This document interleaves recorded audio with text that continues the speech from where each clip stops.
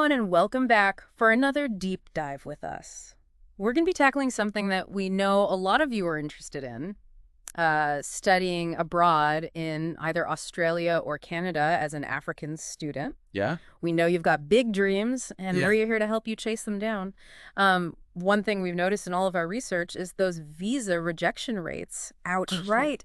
It's a hurdle a lot of students face, and we Agreed. just want to make sure you're not caught off guard by any means. Yeah, it's easy to get really swept up in the excitement of studying abroad, but those visa rejections, they hit hard. Yeah. We're talking about 20 to 30% of African students facing these roadblocks. Wow. And the impact goes way beyond just a simple no. I mean, it can be a real emotional and financial roller coaster. For sure. For sure. We're talking about dreams being put on hold, not to mention all the time and all the money that you've invested in this application process. Absolutely. So, let's break this down a little bit. Let's say we have a student named Sarah from Kenya who has her sights set on studying computer science in Canada. Okay. What are some common reasons why applications get tripped up? And more importantly, how can Sarah and students just like her avoid those pitfalls? So for starters, one of the biggest stumbling blocks is financial proof. Okay. Imagine you're trying to rent an apartment Yeah. in a new city.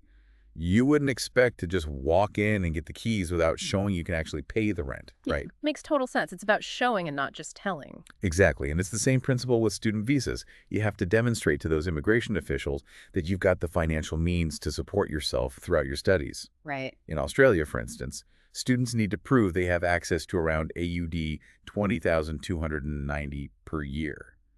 Now, to put that into perspective, that's roughly equivalent to insert relevant currency conversion, a considerable sum that covers tuition, housing, living expenses, you name it. Wow. Okay. So we're talking about that's a significant chunk of change. It sounds like getting your finances in order well in advance is key. Absolutely. We're not talking about a last-minute scramble here. They're looking for a solid financial track record, and that's where those bank statements come in handy. Right. Those all-important bank statements.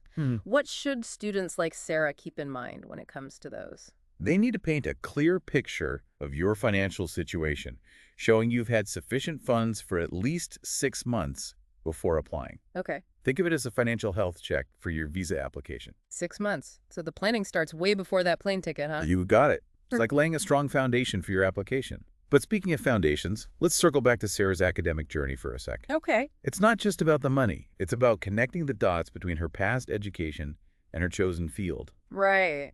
computer science in Canada. Yeah, because showing that your academic background makes sense for the program that you're choosing is key. For sure. It's about, demonstrating a clear passion and purpose. You've probably heard of the dreaded statement of purpose. Oh, yeah. That can strike fear in the heart of any student. Yeah. Uh, A lot of students get really, really tripped up on that part. For sure. But honestly, it doesn't have to be so intimidating. Think of it like this. Imagine you're in an elevator with someone who can make your dream of studying abroad a reality. Okay. You've got a limited time to convince them that you're the perfect candidate for their program. Okay. That's your statement of purpose. I love that analogy. Yeah. It's your elevator pitch for your academic future. Exactly. Yeah. It's your chance to, connect the dots between your past experiences, your academic interests, and your future aspirations. Right. Why this program? Why this university? Why Canada? It's where you let your personality shine through. Yeah. Tell your unique story. Totally. It's like saying, hey, I'm not just a name on a page. I'm Sarah from Kenya, and I'm here to make my mark in the world of computer science. Absolutely. Now, while Sarah's crafting her winning statement, let's not forget about the ever-changing landscape of immigration policies. Oh, right. Yeah. Those goalposts can feel like they're constantly on the move. It's a lot to keep up with. You're telling me that's why staying informed is so crucial. I always recommend bookmarking the official government websites for both Australia and Canada. Okay. Those are going to be your go-to resources for the latest updates and regulations. Okay. So bookmark those websites. Got it. But let's be real. Navigating those official websites can sometimes feel like deciphering a secret code. What about students like Sarah who might find that whole process a bit overwhelming? Are there other avenues they can explore to kind of stay in the loop and make sure they're doing everything right? Absolutely. Yeah. And that's where educational consultants can be, honestly, worth their weight in gold. Okay. Think of them as like your study abroad Sherpas, you know? Study abroad Sherpas, I love that. They're there to guide you through those treacherous visa trails. Exactly. They live and breathe this stuff, Yeah. helping students navigate all the intricacies of visa regulations and ensuring their applications are top-notch. It's like they're like your personal visa application gurus. You could say that, but even with a Sherpa by your side, it's still crucial to be meticulous with your documentation. Right, because even a small oversight can lead to big headaches down the road. You got it. We're talking about everything: financial evidence, academic transcripts, recommendation letters, and even language proficiency scores if required. Think of it like packing your suitcase for a long trip. You don't want to leave anything essential behind. It's all about being organized and thorough. Yes. Now let's imagine Sarah aced the application process Okay. and has received that acceptance letter.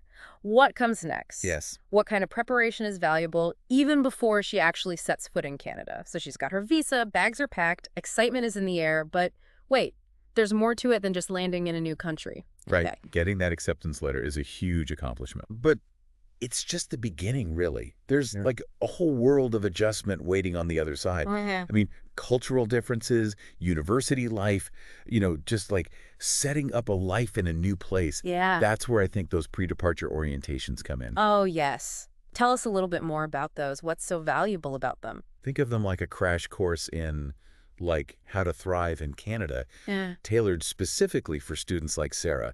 They cover everything. Okay, yeah. From like opening a bank account Okay. to navigating public transportation, understanding social norms, Right. even like university resources. Yeah, yeah. They really equip you with the tools and the knowledge to hit the ground running. Oh, it's like they're handing you a map and a compass to navigate this exciting new terrain.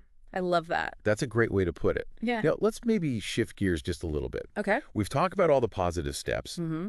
the preparation, the applications, the orientations. Yeah. But what happens if, despite Sarah's best efforts, she hits a bump in the road? What if that visa application doesn't get approved on the first try? That's a really important point to address because rejections are tough. Yeah. And it'd be so easy to just feel discouraged. What advice would you give to students like Sarah who might be facing that kind of setback? First and foremost, don't lose sight of the bigger picture. Rejections are a part of life, For sure. especially when it comes to something as competitive as studying abroad. But they don't define your journey, right? Sure. It's about resilience, like picking yourself up and exploring alternative pathways. So if plan A doesn't work out, there's always a plan B. Oh, And maybe even a plan C waiting in the wings. absolutely. And for instance, some universities offer foundation programs or diploma courses. Oh, okay. Think of them like stepping stones to your dream degree.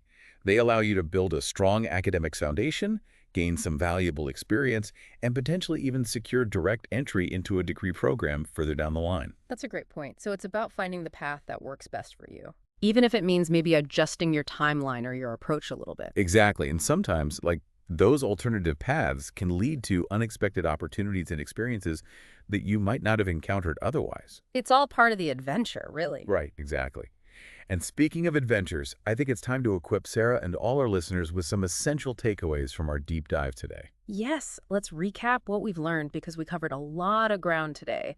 From like the nitty-gritty of visa applications Yep. to those super, super crucial pre-departure preparations and even just exploring those alternative pathways. We talked about the importance of meticulous documentation, proving your financial stability, and crafting a compelling statement of purpose that truly reflects who you are and what you're passionate about. Yes. And let's not forget about that incredible support system that's available, those educational consultants who can really be your guides, your mentors, your cheerleaders throughout this whole process. Yeah, they're invaluable allies on this journey. Now, before we wrap things up, I want to leave you with this. Yes, the process can seem really daunting at times, but you are not alone. Thousands of students just like you embark on this incredible adventure of studying abroad each year. That's right. And with the right preparation, a dash of resilience, and a whole lot of determination, you can make that dream a reality. Absolutely. Remember, your dreams are worth fighting for. And with the right strategy, the right support system, and a belief in yourself, anything is possible. And that is a wrap on another deep dive. We hope you found this journey insightful and empowering. And until next time, keep exploring, keep dreaming big, and keep reaching for those incredible goals.